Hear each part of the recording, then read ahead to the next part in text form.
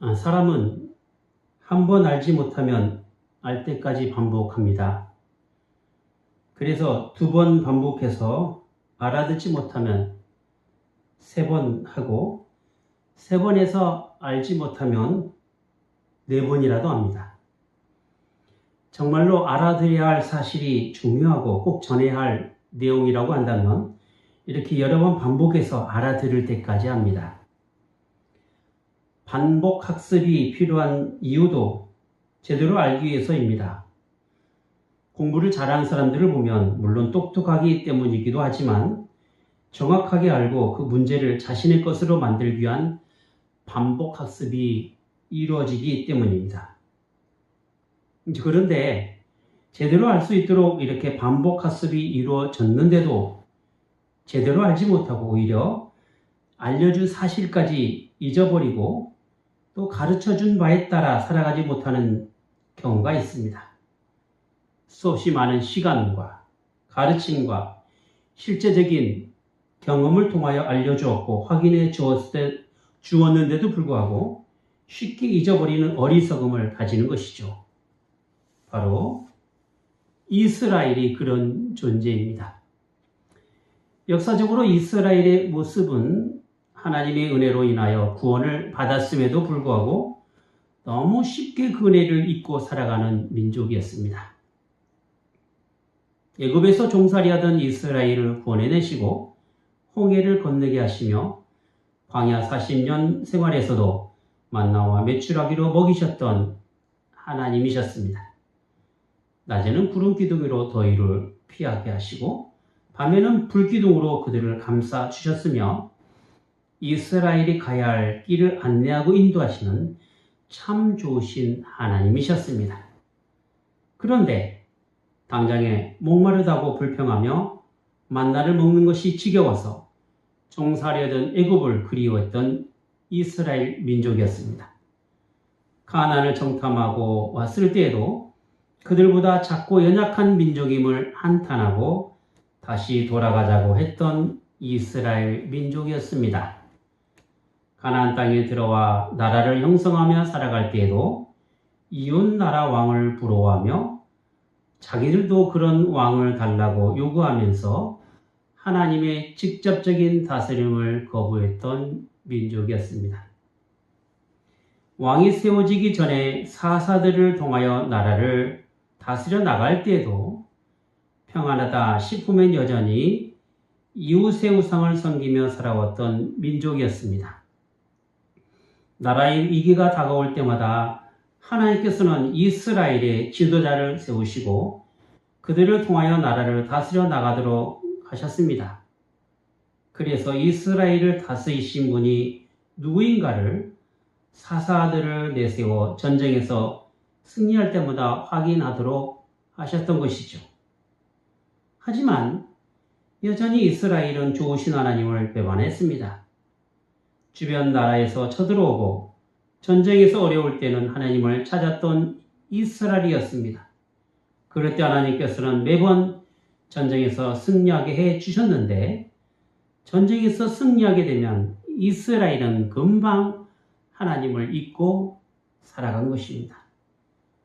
그뿐 아니라 하나님 대신 가나안에 있는 우상을 섬기며 하나님 없는 삶을 살아간 것입니다. 사사기는 이런 이스라엘을 이렇게 표현했습니다. 그때 이스라엘의 왕이 없으므로 사람이 각각 그 소견에 오른 대로 행하였더라. 오늘의 말씀은 반복된 학습과 실제적인 경험이 있었음에도 불구하고 쉽게 잊어버리는 이스라엘이 지금 얼마나 어려운 처지에 놓여 있는지, 그리고 전에 유다왕 아하스에게 주신 말씀에 따라 아람과 북이스라엘이 결국 망하게 될 것이라는 예언을 다시 한번 이사야 선지자에게 확인해 주는 말씀입니다. 우선 1절을 보겠습니다. 여호와께서 내게 이르시되 너는 큰 서판을 쥐하여 그 위에 통용 문자로 마렐 살랄 하스바스라 쓰라. 하나님께서는 유다가 처한 상황을 알리기 위하여 이스라엘의 멸망에 관한 예언이 모든 사람에게 이해될 수 있도록 당시 통용되는 문자를 사용하여 마렐살랄 하스바스라고 쓰라는 것입니다. 도대체 마렐살랄 하스바스가 무슨 뜻이기에 이것을 기록하도록 했느냐 하면 급히 노력하며 서둘러 약탈하라 라는 의미의 단어입니다. 이 짧은 단어는 하나님의 심판에 따른 경고를 쉽게 잊어버리는 사람들에게 뇌에 각인될 수 있는 충분한 단어가 되기도 합니다. 하나님께서는 종종 이스라엘을 향하여 나타내시고자 하신 일들의 성격을 이렇게 짧은 단어를 통해서 알려주셨습니다. 이전에 아스 왕을 수로 끝 세탁자의 집에서 이사야 선지자가 아들과 함께 만날 때 스알 야숲이라는 이름인 아들을 데리고 간 것은 그 이름이 남은 자는 돌아가라 라는 의미를 담고 있기에 아람과 북이스라엘의 연합군이 전쟁에서 패하여 남은 자들만 겨우 돌아가게 될 것이라는 메시지를 전달하고자 함에 있었던 것입니다. 또한 아스 왕에게 하나님께 징조를 구하실 걸 요구하면서 그 나타내실 징조가 바로 임마누엘이라고 하였는데 그것은 하나님께서 우리와 함께 계시다라는 의미로 아무리 어려운 상황이 닥친다고 하더라도 하나님께서 이스라엘과 함께 계시면 두려워할 필요가 없다는 것입니다. 마찬가지로 오늘 본문에 있는 마렐살랄 하스바스라는 이름을 통하여 아람과 북이스라엘의 유혹으로부터 신속하게 벗어나게 될 것을 가리키는 예언으로 이스라엘의 위로가 되고자 했던 것입니다. 그래서 2절에 보면 하나님께서는 이 예언의 말씀에 신실한 증인으로 제사장 우리아와 선지자 스가랴를 불러 증언하도록 하신 것입니다. 이 얼마나 감사하며 복된 일입니까?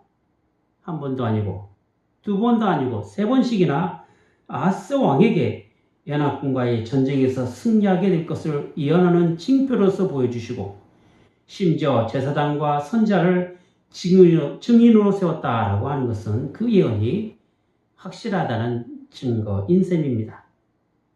이렇게 이사야 선지자는 하나님께서 아스 왕에게 반복해서 믿음을 요구하고 계신다는 사실을 알려주고 있는 것입니다.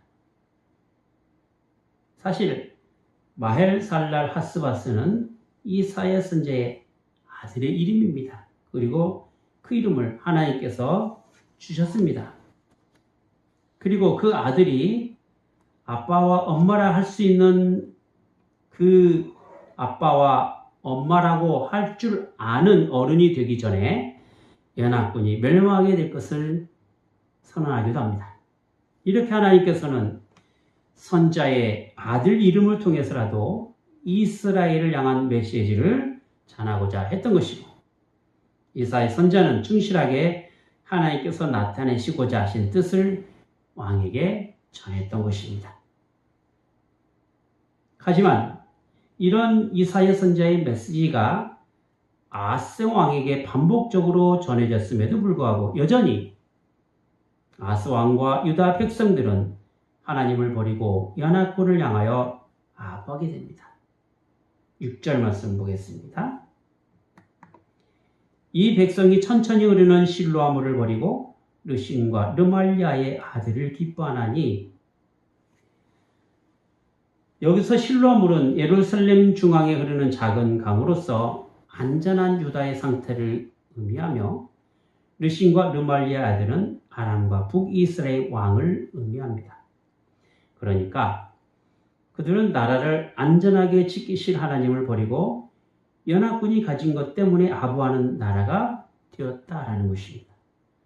연합군과의 전쟁으로 인하여 오는 불안함, 전쟁에서 패할 수밖에 없다라는 두려움, 이것은 하나님께 향한 온전한 믿음이 형성되지 못한 상황에서 일어나는 부패한 성품에서 나오는 것들입니다. 그리고 이것은 현실적인 문제 앞에서 믿음으로 반응할 수 없는 어찌할 수 없는 연약한 인간의 모습이 되기도 합니다. 제 아무리 반복적으로 하나님의 말씀을 대하고 여러 가지 증거로 보여준다고 할지라도 현실에 만족하지 못하는 인간의 욕망은 더 나은 삶을 추구하고자 합니다. 그래서 찾은 것이 무엇이냐면 더 많은 재물과 세력입니다. 지금 유다가 전쟁의 어려움에서 원하는 것은 분명 전쟁에서의 승리일 것입니다. 그리고 그 승리의 요인이 자신의 부강한 세력에 있다라는 것입니다. 문제는 이런 부강함이 자기네 나라에 없다는 것이 왕을 비롯한 유다가 가진 생각이라는 것입니다. 이것은 마치 이스라엘이 가나안을 정탐하고 난 후 들었던 그 보고를 통하여 가진 생각과 다를 바가 없는 것이죠. 민수기 13장 32절부터 33절 말씀입니다. 이스라엘 자손 앞에서 그 탐지한 땅을 악평하여 가로되 우리가 두루 다니며 탐지한 땅은 그 거민을 삼키는 땅이요 거기서 본 모든 백성은 신장이 장대한 자들이며 거기서 또 네피림 후손 아낙 자손 대장부들을 보았나니 우리는 스스로 보기에도 메뚜기 같으니 그들의 보기에도 그와 같았을 것이니라. 하나님께서 이스라엘을 인도하시고 책임지시고 함께 하신다는 사실을 잊고 살아갈 때 이스라엘은 언제나 주변국들을 의식하게 되고 부러워했습니다. 그래서 그들의 왕권을 좋아하고 그들의 우상을 섬기게 되었던 것이죠.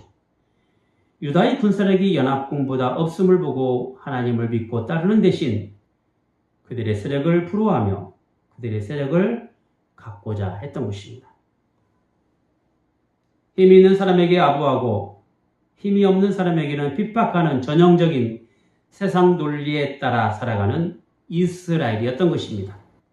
그러니 아하스 왕조차도 자신을 침략하는 아람이 믿는 우상을 힘이 있는 신이라고 여기며 섬기려 했던 것 아니겠습니까? 그리고 이렇게 살아가는 것이 처세에 따른 현명한 삶이라고 생각한 것입니다. 그런데 이스라엘이 가졌던 절망이 무엇입니까? 그것은 어리석게도 하나님의 약속을 저버리거나 잊어버리고 스스로 메뚜기요 연약한 사람이라고 호평했던 정탐꾼의 부정적인 보고를 따랐던 그 삶에 있었던 것 아니겠습니까? 하나님께서는 이런 어리석게 생각하고 행동하는 유다가 정말 두려워하고 무서워하는 아람과 북이스라엘의 연합군이 영원히 힘을 가진 나라가 아님을 또한 말씀하고 계십니다. 더 나아가 이런 큰 세력인 아수르가 연합군을 덮을 뿐만 아니라 유다까지 흘러 들어와 위협이 될 것임을 분명하게 또한 밝히고 있습니다. 7절과 8절 앞부분입니다. 그러므로 주 내가 흉룡하고 창이란 큰 아수르 왕과 그의 모든 위력으로 그들 위에 덮을 것이라. 그 모든 골에 차고 모든 언덕에 넘쳐 흘러 유다에 들어와서 창이라고 목에까지 미치리라. 연합군이 비록 큰 세력으로 유다를 삼키려 할지라도 하나님께서는 그보다 더 큰 세력을 사용하여 연합군 위에 덮을 것이며 그들은 결국 망하게 될 것입니다. 그리고 이런 세상의 세력은 하나님만을 의지하지 않는 유다를 향한 공격도 멈추지 않을 것입니다. 세상의 모든 세력은 이렇게 자기 세력화를 위하여 무력으로 나타나게 됩니다. 하지만 언제나 그랬듯이 역사적으로 영원한 제국은 없습니다. 지금은 부강하고 대단한 나라로 존재한다고 하더라도 그것이 처세가 길고 짧을 뿐이지 영원하지는 않습니다. 최초의 제국이었던 아수르 제국은 바벨론에 의하여 멸망합니다. 바벨론은 로마 제국에 의하여 멸망하죠. 가장 큰 세력을 자랑했던 몽골 제국은 세력이 약화되어 지금은 중국의 몽골이라는 나라로 존재할 뿐입니다. 세계를 호령했던 영국 제국, 프랑스 제국, 스페인 제국, 독일, 로마 제국, 이집트 제국은 영토가 나눠지고 분열되어 각각의 나라로 형성되었습니다. 중국은 그 땅에서 여러 왕조가 바뀌면서 나라가 형성되었으니 세상을 호령하고 제패한 나라라고 말할 수는 없을 것입니다. 지금은 미국이 큰 세력이 되어 세상을 흔들고 있고, 그리고 그 중국이 그 뒤를 따르고 있지만 그 나라가 영원하리라고 포장할 수는 없습니다. 세상의 역사가 이렇게 여러 시대를 거쳐서 흥하고 망하는 세력으로 흘러왔던 것이죠. 중요한 것은 이렇듯 큰 세력으로 존재한 제국 가운데 아수르는 이스라엘에게 있어서 지대한 영향력을 끼친 나라였다라는 사실입니다. 먼저는 남유다를 치료했던 연합군을 함락하여 멸망시키는 나라로 존재했습니다. 남유다를 공격하려 했던 연합군의 멸망은 어쩌면 남유다에게 있어서는 위로요 구원의 말씀이 되기도 할 것입니다. 이것은 이사야 선지자가 지속해서 아하스 왕에게 아들의 이름으로 그 의미를 새기고 징조로 보여주며 임마누엘로 전한 예언의 말씀이기도 합니다. 하지만 역사 속에서 아수르가 치르는 전쟁은 그 영향력이 유다에게까지 미쳐 남유다를 칠 뿐만 아니라 그 흉흉한 전쟁의 큰 물결이 유다 나라를 가라앉힐 정도의 위협이 되었다라는 것입니다. 이렇게 세상의 큰 세력을 원하고 그 나라를 부러워하며 의지하게 된다면 그것이 연합군이든 아수르이든 간에 결국에는 그 세력에 의하여 망하게 된다라는 사실을 이사야 선지자를 통하여 분명하게 밝히고 있는 것입니다. 하지만 임마누엘로 계시는 하나님께서는 언제나 이스라엘과 함께 계시며 그들의 하나님이 되심을 분명하게 보여주고 있습니다. 8절 뒷부분이죠. 임마누엘이여 그의 펴는 날개가 내 땅에 편만하리라 하셨느니라. 연합군의 공격으로부터 도움을 주는 존재는 분명 아수르였습니다. 하지만 아수르는 남유다에게 도움을 주기 위하여 연합군을 쳐서 멸망시킨 게 아닙니다. 유대인의 입장으로 볼 때 연합군을 멸망시켜 남유다에게 고마운 존재가 아수르일지 모르겠지만 결국 남유다도 그들에 의하여 멸망당하는 나라가 되고 맙니다.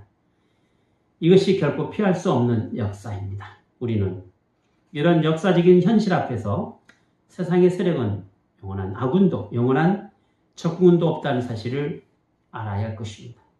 더구나 오늘날에는 각 나라에게 주어진 자국의 이익과 복잡하고 이해타산적인 현실에서 나라의 안녕과 질서를 지키기 위하여 도움을 줄 만한 세상을 삼는다는 것입니다. 여기에는 이데올로기나 이념이나 사상을 뛰어넘습니다. 이렇듯 세상은 이익을 무기로 삼고 안정과 평안을 조건으로 합니다. 하지만 이런 조건은 언제든지 폐기되며 강한 힘에 굴복하게 됩니다. 강한 힘이 지배하는 사회가 이 세상을 다스려 나가는 것이죠. 그래서 우리는 그런 세상에서 자신의 연약함이나 세력이 없음에 실망하게 되고 결국 힘의 논리에 따라 결정하게 되는 것입니다. 이것이 약육강식의 원리에 따라 살아가는 세상이라는 것이죠.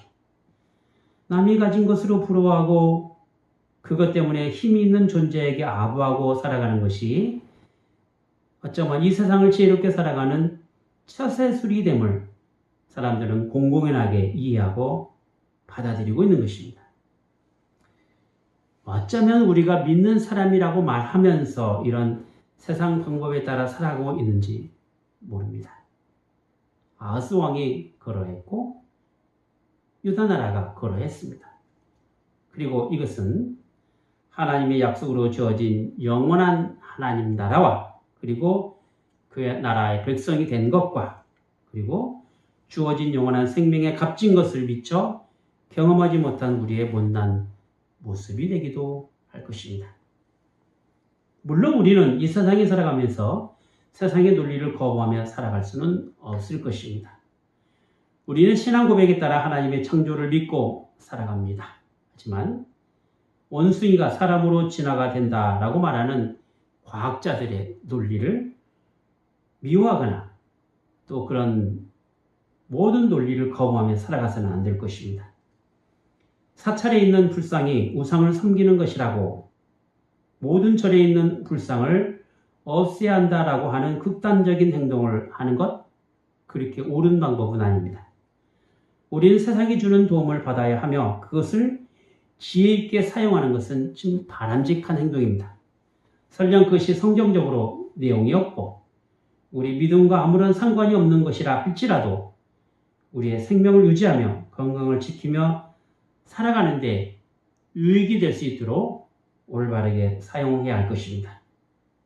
하지만 이것이 신앙에 반대하며 우리 믿음을 지키는 일에 방해되는 것을 방치하라는 이야기는 결코 아닙니다. 우리가 가지는 신앙이라는 것은 하나님께서 그의 표신달개로 우리의 삶에 언제나 함께 계시며 또 두루 충만하게 임마누엘로 존재하시는 사실을 믿고 살아가는 것에 있는 것이죠. 고린도후서 1장 20절에 보면 하나님의 약속은 얼마든지 그리스도 안에서 예가 되니 그런즉 그로 말미암아 우리가 아멘하여 하나님께 영광을 돌리게 되느니라 라고 했습니다. 우리에게 주어진 하나님의 약속은 언제나 우리의 삶에 예수 그리스도 안에서 예로 나타나야 합니다. 아멘의 신앙이라는 것은 많은 역사 가운데 여전히 세상을 다스리시고 세상을 주관하시는 분이 우리가 믿는 하나님이라는 사실을 부인하지 않는 것에 있습니다. 그리고 그 하나님께서 예수 그리스도를 믿고 살아가는 우리의 삶을 구원의 길로 인도하신다라는 사실을 믿음으로 고백하는 것입니다. 그래서 우리는 우리에게 주어진 어떤 환경에서도 굴하지 않는 것이며 실망하지 않는 것이며 만족할 줄 아는 비결을 배우는 것입니다. 이것은 우리 잘남이나 우리 명예나 우리의 권세로 되는 것이 아닙니다. 우리의 임마누엘이 되신 하나님으로 되는 것입니다. 그러므로 우리의 존재, 우리의 삶의 모습이 다 하나님께 있으므로 먹든지 마시든지 무엇을 하든지 다 하나님께 영광을 돌리게 되는 것입니다. 우리는 하나님의 피조물입니다. 우리는 하나님께서 구원하심으로 부르신 사람들입니다. 십자가에 피를 흘려서 죽으신 그 값으로 사신 사람들이 바로 우리들입니다. 영성을 소유한 사람이 우리입니다. 그러므로 우리는 우리 자신을 사랑해야 합니다. 이렇게 자신을 사랑할 줄 아는 사람이 또한 하나님을 사랑하게 되는 것이죠. 반면에 자신을 미워하면 하나님이 자신을 사랑하는 줄 잘 모릅니다. 물론 자기만 사랑하면 안 됩니다. 자기 사랑이 서로 사랑할 줄 아는 영향력으로 나타나야 하는 것이죠. 우리가 가질 자랑은 이렇게 세상에 천한 것들과 멸시받는 것들과 없는 것들을 택하시고 있는 것들을 패하게 하시는 하나님 안에서 살아가는 것에 있습니다. 다윗이 그렇게 많은 전투에서도 평안을 누릴 수 있었던 것은 그의 목자요 진정한 왕이 되시는 하나님을 잊지 않는 신앙을 가졌기 때문입니다. 다윗의 위대한 시가 그것을 증명하고 있습니다. 여러분이 잘 알고 있는 시편 23편 1절과 2절 말씀이죠. 여호와는 나의 목자시니 내게 부족함이 없으리로다. 그가 나를 푸른 주장에 누이시며 쉴 만한 물가로 인도하시는도다. 기도하겠습니다. 거룩하신 하나님 아버지, 저희가 가진 하나님께 향한 신령함이란 단순히 종교적인 열정과 의식에 따른 열심이 있는 것이 아니라 임마누엘로 함께 하시는 하나님께 향한 전적인 신뢰의 싸움나이다. 온갖 세상의 것들이 세력화되고 조직화되어서 하나님 없이도 살아갈 수 있다라고 자랑하는 이 시대에 하나님이 온 천하의 주인이신 것과 역사를 주관하시는 하나님이 되신다는 이 분명한 신앙 고백이 저에게 있게 하시며 하나님의 은혜로 살아가는 삶의 기쁨과 즐거움으로 살아갈 수 있는 인생이 되기를 원하옵나이다. 사도 바울의 고백처럼 능력 주시는 주님 안에서 모든 걸 감당할 수 있는 믿음으로 살아가게 하여 주시옵소서. 아이세 고백처럼 하나님께서 저희의 목자가 되셔서 푸른 초장으로 인도하시고 그런 인도하심으로 인생의 만족함이 있게 하여 주시옵소서. 그리고 이러한 삶으로 신앙의 자랑이 있게 하시고 신앙의 감사가 되게 하여 주시옵소서. 주 예수 그리스도 이름으로 기도하옵나이다. 아멘.